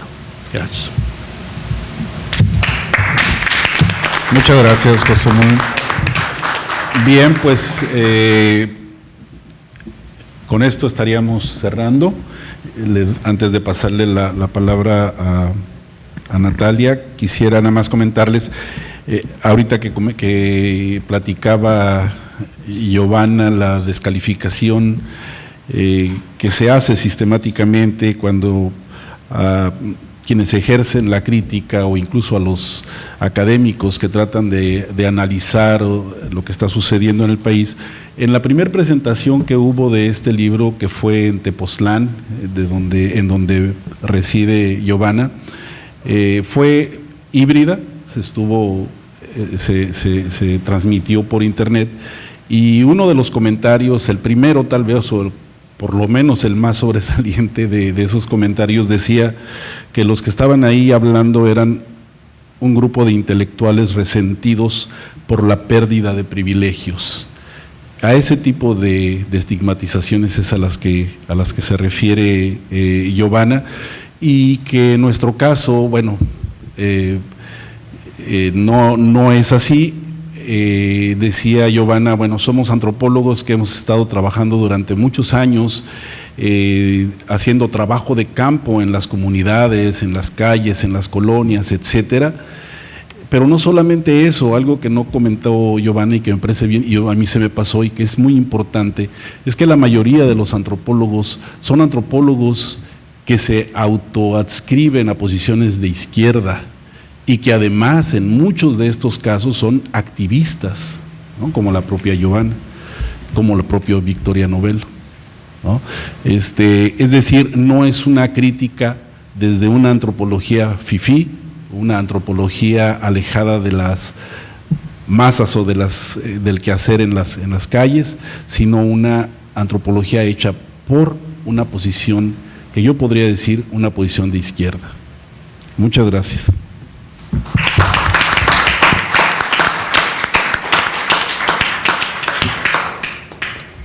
Agradecemos a nuestras y nuestros invitados, así como a ustedes su apoyo y participación. Con esto concluimos nuestra sesión de hoy, y antes de finalizar les extendemos la invitación el día de mañana a las 11 a.m. a la conferencia El Tren Maya y las violencias del desarrollo, escenarios de vulnerabilidad y horizontes de resistencia, que impartirá la doctora Giovanna Gasparello en este mismo foro. Muchas gracias y que tengan una excelente tarde.